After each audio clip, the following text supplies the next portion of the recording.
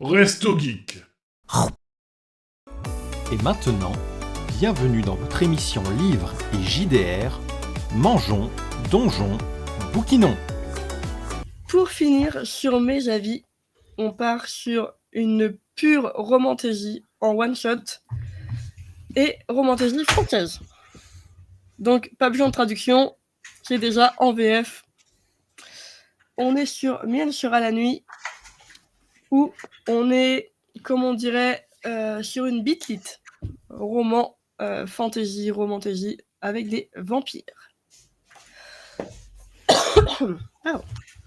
Du coup, si je vous fais le résumé, on suit Grimm, vampire qui a 4 siècles de vie, mais qui pendant 2 siècles a joué les belles au bois dormant.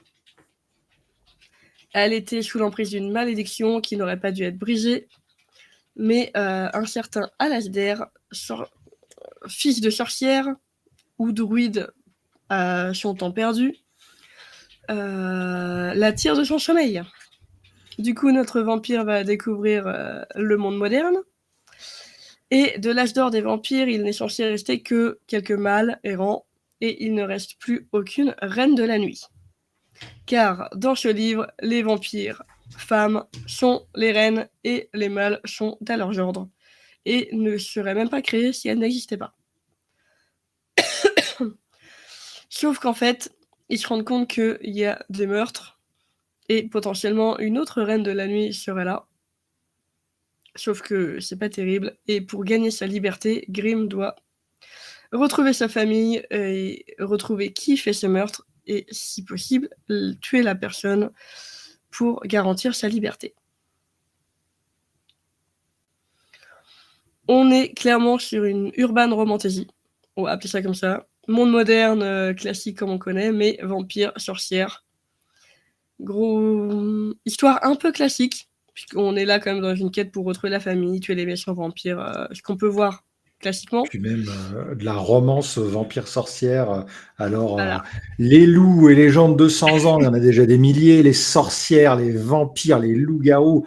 Oh là là, par pitié, mais sortez-moi une romance entre un Brooke Horse et une guenaude, et là, on va poser, quoi. Non, mais sans déconner. Non, on est d'accord là-dessus, ouais. En Europe, on a une mythologie qui est fat as fuck, et on est toujours autant fasciné par « Oh là là, Edouard, s'il te plaît, je t'aime tellement, transforme-moi en vampire. » Je te jure. Yes, mais là, on est un peu original dans le sens où, pour une fois, c'est une société de vampires matriarcale, on va dire.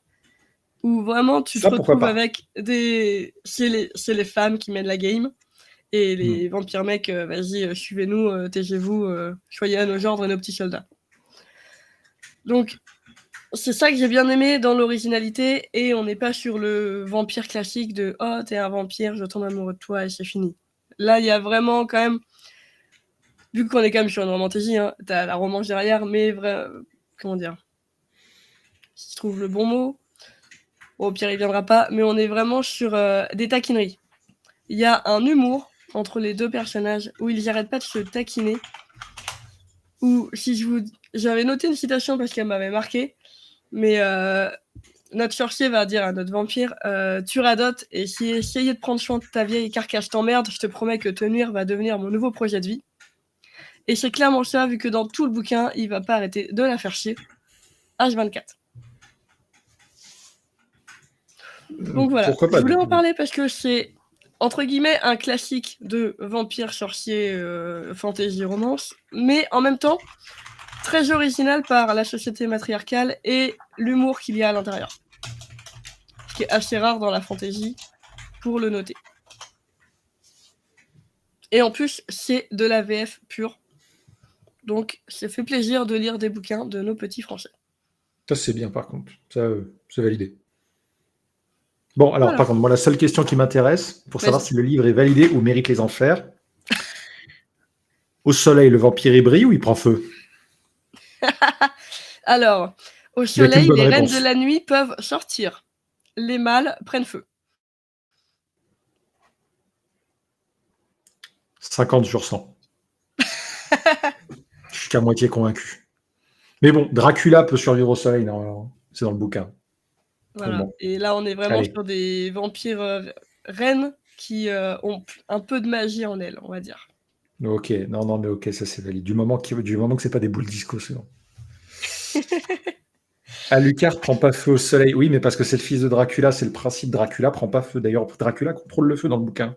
Bref, Yes. tous les vampires crèvent. Non, Dracula crève pas au soleil. C'est une fausse idée reçue.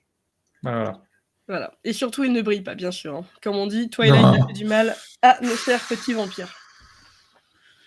Ouais, surtout c'est foutrement mal écrit. Bref. Voilà. Donc, je tenais à le citer parce que c'est lecture vampire, mais pas comme les autres. Et Dracula Bronche, on est d'accord. Il aura besoin, par contre, c'est clairement. Surtout dans celui où il est joué par Johnny Depp. Hein. Ouf. Où il n'a pas eu sa cure de vitamine D. Clairement.